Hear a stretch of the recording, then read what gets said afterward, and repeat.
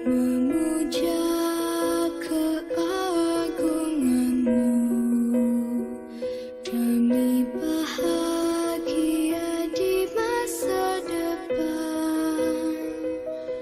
Untuk-Mu Indonesiaku, jiwaku.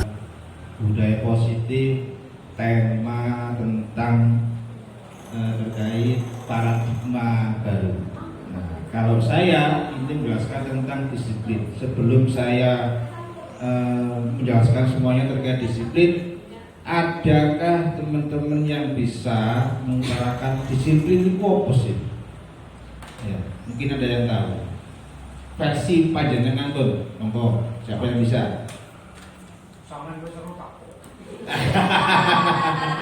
Bapak ini ada saja ya.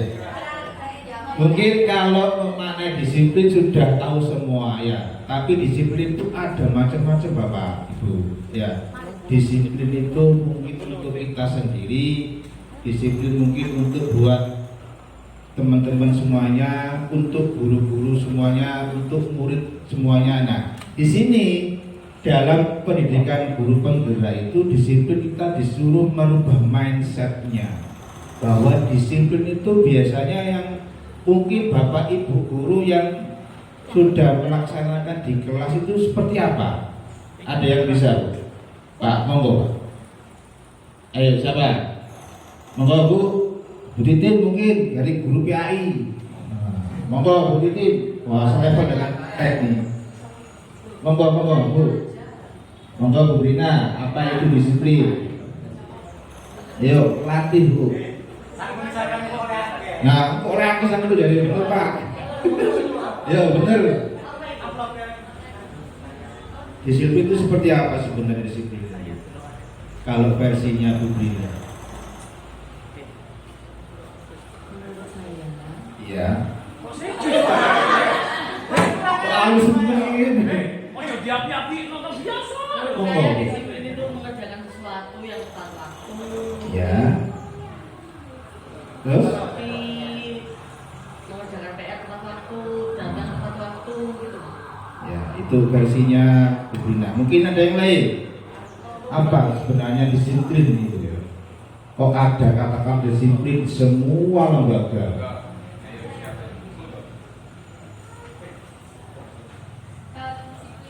Pandangan saya itu Iya. Suatu kebiasaan yang harus menjadi tanggung jawab kita. Sebagai contohnya, disiplin dalam hal waktu. Kita sebagai guru masuk jam 7, berarti kita juga harus datang sesuai dengan jam itu. Pokoknya yang selalu kita lakukan sesuai dengan aturan. Iya.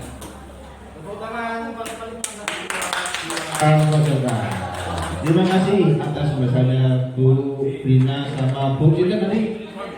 Bu Mirna. Lanjut next. Nah, ya. Kita lihat dari materi kita hari ini adalah apakah makna disiplin menurut dari Sokrates dan Plato. Di situ sudah jelaskan berasal dari bahasa Latin Bapak Ibu. Kalau kata-kata disiplin sebenarnya, tapi tidak tahu ini bahasa Latin mana ini ya. Nah, yang artinya itu belajar. Nah, di sini belajar, maksudnya belajar itu apa Bapak Ibu? Disiplin itu. Ya. Jadi kata-kata di situ ada kata-kata belajar yang warna merah itu. Nah, kenapa kok disiplin? Nah, artinya itu belajar. Belajar apa? Nah, tadi Bu kita menjelaskan belajar terkait waktu, disiplin waktu. Bu Rina juga tentang tepat waktu dan sebagainya. Itu versinya untuk menjadi guru. Kemudian makna dari kata ini kan sebenarnya dikorelasikan sama Sokrates dan Plato sebenarnya. Iya. Jadi untuk mengaitkan disiplin itu dikaitkan dengan dari untuk murid. Nah, untuk murid berarti kan di lembaga, bukan untuk gurunya, untuk muridnya. Nah inilah kita disuruh untuk menjadi guru, merubah mindset. Disiplin itu seperti apa? Nah, ya, jadi belajar mengerjakan tugas dari guru, belajar datang tepat waktu, ya, belajar untuk mendisiplinkan terkait dengan pakaian dan sebagainya. Kemudian disiplin diri membuat orang menggali potensinya menuju sebuah tujuan apa yang dia hargai. Saya yakin semua murid mempunyai potensi. Nah, disitulah tugas kita sebagai guru untuk mendisiplinkan dalam arti belajar. Ya, potensi murid semuanya pasti punya. Nah, bagaimana tugas kita guru itu untuk menggali, meningkatkan kedisiplinan anak menjadi yang tanda konotasinya adalah positif. Mengaitkan dengan tadi omongannya dari Bu Fitri tadi. Ya, jadi untuk terkait disiplin itu ada kaitannya dengan paradigma tadi di positif. Jadi tidak semata-mata materi itu asal dari mana pasti akan saling terkaitan dengan materi tersebut. Nah, kemudian item terakhir, namun dalam budaya kita makna kata disiplin telah berubah menjadi suatu yang dilakukan seorang pada orang lain untuk mendapatkan kepatuhan. Saya yakin Bapak Ibu guru terkait dengar kata-kata disiplin itu pasti ada pemikiran di sini. Contohnya kecil aja ya, mungkin guru di sini atau di mana tingkatan sudah terusnya mendengar ada peraturan tentang disipliner PNS. Wah, itu pasti ada yang masih seperti itu. Iki mulai gak melebu, gak cair dari. Nah, seperti itu ya. Nah, kata-kata disiplin akhirnya apa? Menjadi message yang ditakuti di semua manusia dimanapun sudah berada. Nah, mindset ini harus kita hargai. Nah, kemudian itu ada kecenderungan umum adalah menghubungkan disiplin dengan ketidaknyamanan. Nah, dari disiplin itu kita bisa melihat di sini, ya, disiplin dengan ketidaknyamanan. Ya, saya yakin Bapak Ibu guru kalau dengar disiplin pasti merasa tidak nyaman. Iya apa enggak? Iya apa enggak? Pasti itu, apalagi teguran dari kepala sekolah. Pak, sampai itu datang jam sekian. Nah, akhirnya apa? Merubah tidak nyaman di situ. Nah, sekolah tes dan pelatih itu untuk mengajarkan kita belajar. Ya, jadi disiplin bukan dikategorikan keren, bukan, tapi belajar untuk menghormati waktu. Kemudian bukan apa yang kita hargai atau pencapaian suatu tujuan yang mulia. Jadi kita belajar mendisiplinkan diri itu untuk merubah mindset kita, untuk bergerak, untuk tergerak supaya menjadi manusia yang mulia. Lanjut Pak lagi.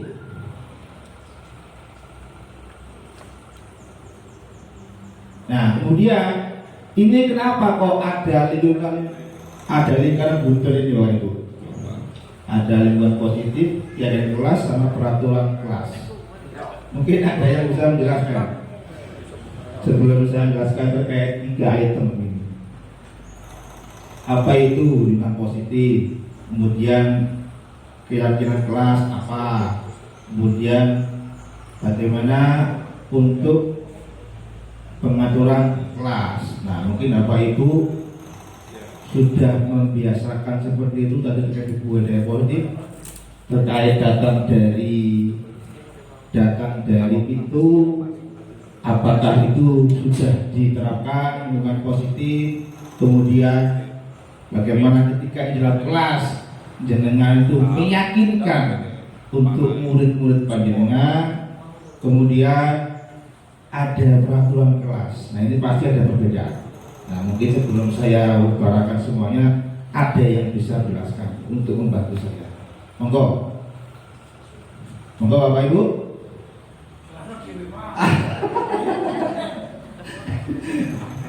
Jadi kita di sini kita melatih, kita belajar bareng ya, kita baca bersama. untuk terkait dengan budaya positif ini. Nah, saya bilang terkait dengan disiplin. Tadi Bu Putri menjelaskan terkait budaya positif dengan paradigma. Nah, di sini lingkungan positif semuanya, saya yakin di keraton semuanya lingkungannya positif semuanya. Ya.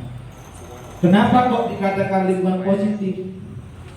Kok tidak dikatakan lingkungan negatif?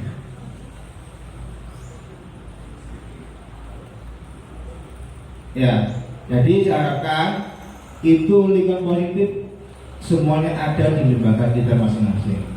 Kemudian bagaimana kita meyakinkan di dalam kelas apa itu? Ya, itu dengan peraturan kelas itu beda, Pak Ibu. Kita yakinkan dulu. Ya, bagaimana kita meyakinkan di dalam kelas itu seperti contohnya si A dengan si B itu membuat peraturan yang salah. Kita pasti akan menyepakati terkait dengan lingkungan positif, terkait dengan keyakinan kelas, dan semuanya pasti ingin semuanya murid itu yakin kalau pelajaran ini akan didapatkan si murid. Nah, itu kita harus menerapkan di dalam kelas. Kemudian untuk yang warna apa itu? Jingga apa pink ya, Bu? Warna pink kan? Ungu. Nah, itu ada peraturan kelas. Jadi kita kekaitan antara lingkungan positif, keyakinan kelas, sama peraturan kelas itu harus berbeda. Bagaimana peraturan kelas itu membentuk, menjiwai karakter itu yang positif. Itu tugasnya kita sebagai guru. Next, Mahfuz lagi. Ketambahan ada menjadi merah. Ya, sehingga ada lingkungan positif, ada keyakinan kelas, ada peraturan kelas menjadi lingkaran memerah itu menjadi budaya positif. Bagaimana kita menerapkan di dalam kelas budaya positif itu tadi sudah ada yang dijelaskan sama Bu Fitri, ya, sudah ada semuanya. Kemudian ada tulisan di situ keyakinan kelas, koma, hukuman, dan penghargaan. Nah, kenapa kok beda-beda ini? Ada keyakinan kelas, ya, ada hukuman, ada penghargaan. Biasanya kita itu apa ya? Kalau ada siswa atau murid yang tingkat 1, tingkat 2 pasti jenengan bangga. Ada penghargaan di situ. Nah, kira-kira kalau menurut ini boleh apa tidak untuk kasih penghargaan terhadap murid? Boleh. Apa alasannya kalau boleh? Wajib. Alasannya apa kalau wajib?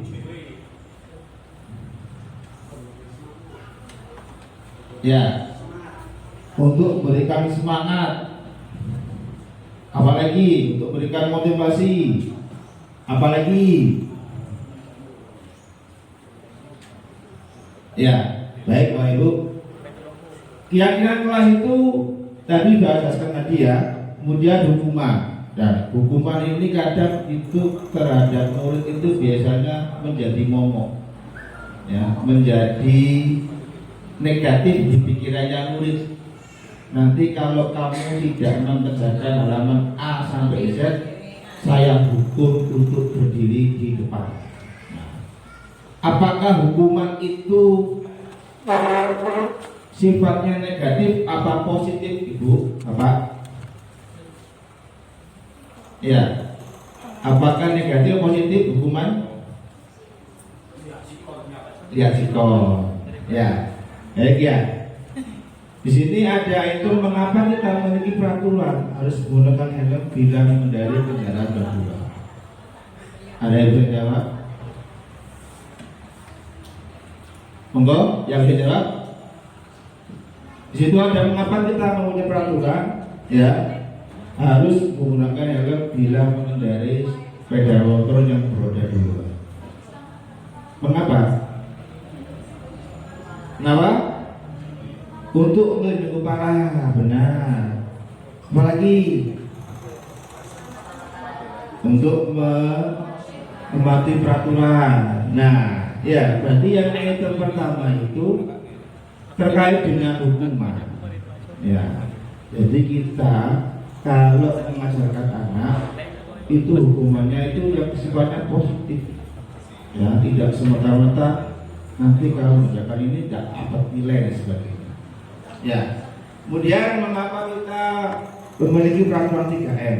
Menggunakan masker, mencuci tangan dan menjaga jarak 1,5 meter. Ya kan, kemarin kan kita apa itu di sebelum tahun 2022 ada pandemi. Iya, itu kan peraturan baru ya. Iya kan? Akhirnya kita menggunakan apa itu 1,5 meter jaga jarak. Nah, jadi peraturan penghargaan kejadian kelas itu harus kita ungkapkan di dalam kelas. Kemudian yang terakhir, mengapa kita memiliki peraturan harus datang tepat waktu pada saat mengikuti pelatihan? Kenapa itu? Monggo, yang saya jawab monggo. Kenapa Bu? Agar tidak tertinggal. Nah, tinggal materi apa gitu Bu ya. Nah, jadi kalau kita lihat di sini, mengapa kita mematuhi peraturan di saat kita pelatihan? Sama halnya dengan murid.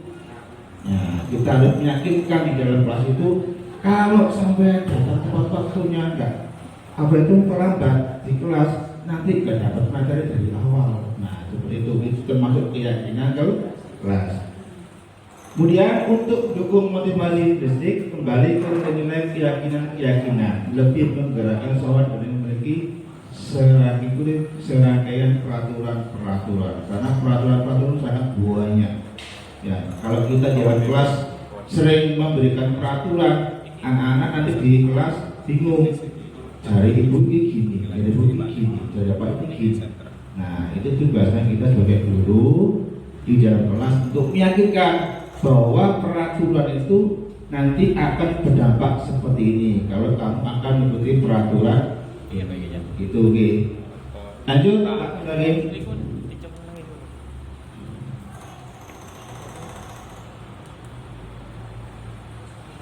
Nah, sekarang di sini ada kuis yang mana yang merupakan keyakinan kelas. Mengapa? Bapak itu ada gambar, Bapak itu Pak. Monggo Bapak Ibu, di situ ada dua gambar. Yang pertama itu kesepakatan kelas, ya. B juga kesepakatan kelas. Kira-kira yang mana merupakan keyakinan kelas? B, monggo. Siapa yang bisa jawab B? Dijelaskan. Monggo.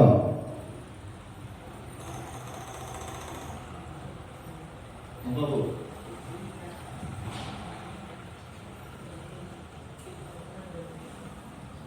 Kalau menurut saya yang B, karena kalau kesepakatan kelas itu kan kesepakatan antara murid dan guru. Ya. Sedangkan yang A itu lebih condong ke peraturan atau tata tertib. Mungkin yang lain? Monggo Bu. Ayo, monggo. Cara belajar bicara dulu. Bu Titin monggo Bu Titin lah. Jauh ini nggak bersuara. Jawabnya buat habis. Monggo.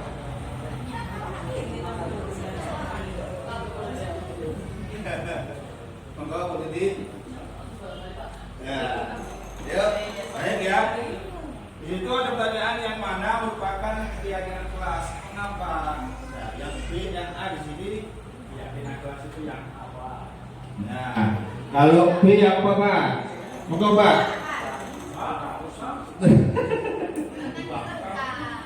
Monggo Pak. Monggo. Nah, baik ya. Baik Bapak Ibu, yang mana yang merupakan keyakinan kelas. Ya, nanti sudah ada ibu sudah jawab pilih yang B, yang bapak pilih yang A. Baik ibu, bapak kita mulai dari barang-barang ya. Di sini ada yang A, kesepakatan kelas, sama bunyi yang B, kesepakatan kelas. Ya. Kemudian di situ ada datang tepat waktu mengucapkan salam yang A. Kemudian yang B, kami guru dan murid yang saling menyayangi. Nah, berarti kan itu yang B untukmu murid. Kemudian yang A, menjaga kebersihan sekolah.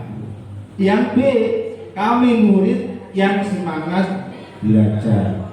Nah, kemudian yang A, berdoa sebelum dan sudah kegiatan, aktif dalam pembelajaran selesai.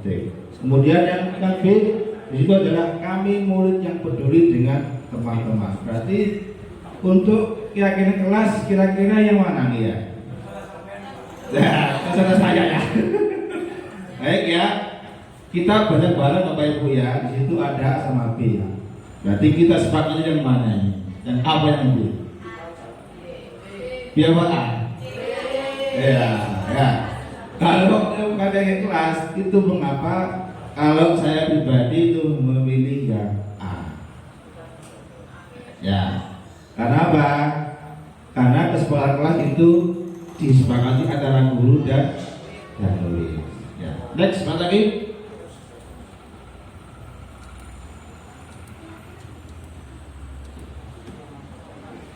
Nah, di situ ada peraturan.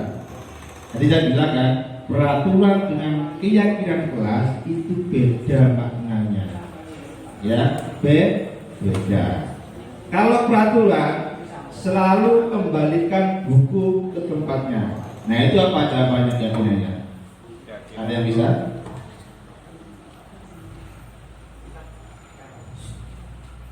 Ada yang bisa?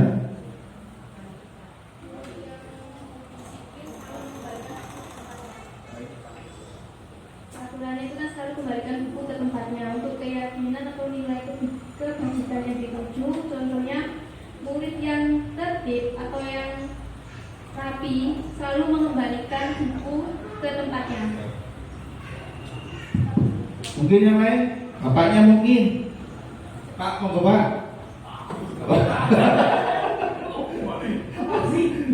Apa sih, monggo? Makmum itu. Ya. Coba diklik Pak lagi. Nah, ya. Jadi tanggung jawab. Peraturan di kelas itu pasti panjenengan buat peraturan. Selalu kembalikan buku di tempatnya. Artinya anak berpikir, apa ya? Nah, pasti saya harus bertanggung jawab. Oh iya sih, aku boleh balik buku dan tempat ini. Nah, iya tadi itu Pak. Anak berpikir, disuruh beri kesempatan kita berpikir, ya. Karena ada perasaan anak itu pasti ingin beritahu, Bu, ini ready, Pak, ini ready gue, kayak tadi di kantor tadi, ya. Pupus, diperpus, nah seperti itu Pak. Jadi ada tanggung jawab, ya. Nah tanggung jawab ini bukan di sekolah dok, nanti akan lanjut ke kehidupan selanjutnya. Next, dilarang mengganggu orang lain. Apa keyakinan kelasnya? Saling menyayangi. Nah, seperti itu ya jawabannya. Menghormati orang lain dari diri sendiri. Karena kata kita kan tidak menghormati orang lain diri sendiri, mengecokkan kepentingan kita sebagai guru. Artinya apa? Tidak menghargai pendapat orang lain. Nah, dari sini kita belajar memberikan kepada murid untuk menghargai orang lain. Peraturan hadir di sekolah 15 menit sebelum pembelajaran dimulai. Yuk, siapa yang ada? Disiplin. Lipat lagi. Nah, harus berkomitmen Bapak Ibu dengan apa yang kita ucapkan tadi, ya. Hadir. Wis. Nah, besok sebelum datang ke sekolah hadir 10 menit sebelum pelajaran dimulai. Ternyata gurunya kelas. Jadi kita tidak komitmen padahal sudah meyakinkan kelas. Nah itu. Kemudian peraturan dilarang melakukan kekerasan. Nah, keyakinan kita apa? Siapa yang bisa?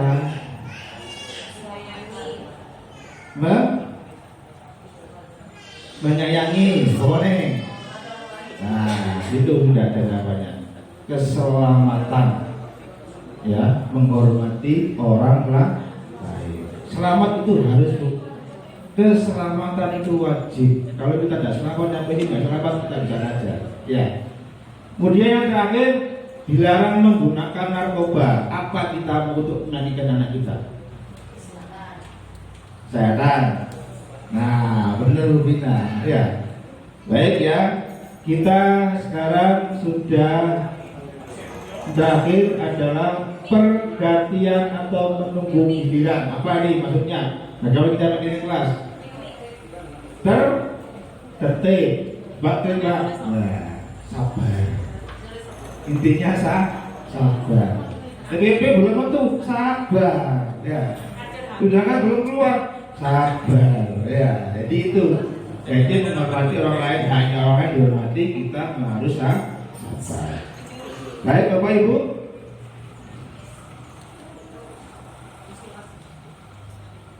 Nah, situ ada tindakan guru, ada hukuman atau konsekuensi. Tindakan guru di sini ada mencatat 100 kali dalam buku kalimat. Saya tidak akan datang terlambat lagi. Kasihan anaknya Bu ya, anaknya orang begitu kan ya, ya, karena terlambat sekolah. Kira-kira kalau anak kita digitukan marah apa enggak? Pasti marah, kesel nulis. Nah seperti itu. Nah, bagaimana hukuman atau konsekuensinya seperti itu? Yang bisa jawab sudah. Nah, Ubina. Nah, termasuk hukuman. Benar pada ini. Nah, ya. Berarti apa? Itu hukuman Bu, konsekuensinya. Ya. Jadi di situ bukan apa? Bukan keyakinan tapi peraturan, melainkan diletaknya di hukuman. Kemudian lari mengelilingi lapangan basket 2 kali karena terlambat hadir di sekolah. Apa hukumannya? Apa atau konsekuensinya? Konsekuensi apa? Hukuman. Hukuman, klik Pak. Nah, ya, kita pinter dulu SD Guru kami, ya. Ya, tepuk tangan buat SD Guru kami. Yang nomor 3, murid diminta untuk push up. Ya, push up ini tugasnya di luar ada bisa. Ya. Kemudian karena tidak menggunakan masker, ini konsekuensi apa hukuman? Hukuman. Nah, benar. Lanjut lagi, terus lagi. Menggantikan kertas tugas teman yang telah dicoret-coret. Konsekuensi apa hukuman? Konsekuensi. Klik Pak. Konsekuensi Pak. Nah, ya. Kalau kita menjumpai murid yang mencoret-coret, kemudian tidak ditanggung jawab sama temannya, itu harus konsekuensi Pak itu. Ya. Untuk melatih itu butuh proses seperti itu. Membersihkan tumpahan air di meja tulis karena tersenggol pada saat belajar. Hukuman apa konsekuensi? Konsekuensi. Diklik Pak. Nah, ya. Jadi kalau membersihkan tumpahan air jangan dihukum Bu. Ya. Tapi konsekuensinya apa? Dikasih penjelasan seperti itu. Oke? Kemudian meminta murid tidak mengenakan sepatu seharian di sekolah, tidak mengenakan sepatu hitam. Hukuman apa konsekuensi? Nah, ya, berarti sudah jelas. Ada konsekuensinya, ada hukumannya. Karena kalau murid tidak mengenakan sepatu seharian, lalu kata-katanya tidak mengenakan sepatu seharian. Jelas gitu ya. Ya, berarti apa? Hukuman. Kalau kita masih konsekuensinya jelas akan masuk ke murid. Sudah habis ya ini Om Salim? materinya. Lanjut. Lari memiliki lapangan basket 2 kali karena terlambat. Seperti tadi yang seperti ini. Nah, beda dengan yang terakhir pertanyaannya. Lari memiliki lapangan basket 2 kali karena terlambat 10 menit untuk pelajaran PJOK. Itu konsekuensi apa hukuman Pak Ibu? Konsekuensi. Nah, ya jangan dihukum kasihan Bu. Ya, karena terlambat cuma 10 menit ini tugasnya. Nanti Ibu memberitahukan kepada guru. Oh, ya. Diberi makanan. Ya, beri makanan juga boleh, tidak apa-apa. Ya, yang penting anak itu happy. Ya, baik. Perbedaan hukuman dan konsekuensi tadi saya jelaskan mulai awal tadi. Nah, di sini sudah ada, ya, sudah jelas semuanya. Pak Ibu lihat, hukuman itu sesuatu yang menyakitkan harus terjadi. Oke, sepakat ini ya. Pasti terjadi hukuman itu kan ya. Kemudian apa konsekuensinya? Ya terjadi konsekuensinya. Ya. Yang kedua, membuat anak sakit fisik maupun sakit hati untuk jangka waktu lama. Saya yakin Bapak Ibu pasti mengalami ada rewon di sini. Oh, guru biar lo tahu hukum aku. Nah, jadi kan artinya apa? Terekam di memori kita sampai sekarang. Itulah perbedaannya hukuman dengan konsekuensinya. Nah, kemudian kita untuk konsekuensinya membuat anak merasa tidak nyaman dalam jangka waktu pendek. Jadi hukuman dengan konsekuensi harus bisa membedakan. Oke. Kemudian anak membenci kedisiplinan. Bakal ini ya. Oke, bukan anak saja sih, termasuk kita juga kan ya. Ya, waktunya flashbacknya jam 2 kita jam 1 sudah pulang, kan gitu ya. Ya, jadi kita anak membenci disiplin itu pasti Bu, ya, tidak mungkin tidak ada kita apa ya, kita datang apa naik sepeda ada polisi kan wah takut kalau kita nggak pakai helm, akhirnya apa? Ada disiplin. Konsekuensinya apa? Anak menghargai kedisiplinan. Ya, baik Bapak Ibu, ini mungkin bisa dibaca semua. Dari sini kita sudah ketahuan ya bedanya hukuman dengan konsekuensi. Ya, baik Bapak Ibu, mungkin cukup itu dari saya. Nanti antara budaya positif, paradigma, kemudian kehidupan saya, kemudian ada lagi materi berikutnya. Ini insya Allah ada keterkaitan budaya positif karena ada 6 materi yang harus disampaikan. Mungkin dari itu lebih kurang, mungkin saya mohon maaf kalau ada kitab, ada salah kata.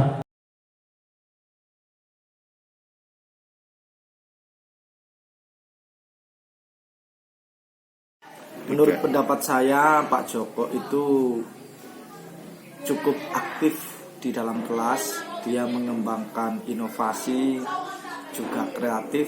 Apalagi beliau juga menguasai IT dan juga pembelajarannya menyenangkan. Menurut saya cuma itu pendapat dari saya ya. Semangat Pak Joko.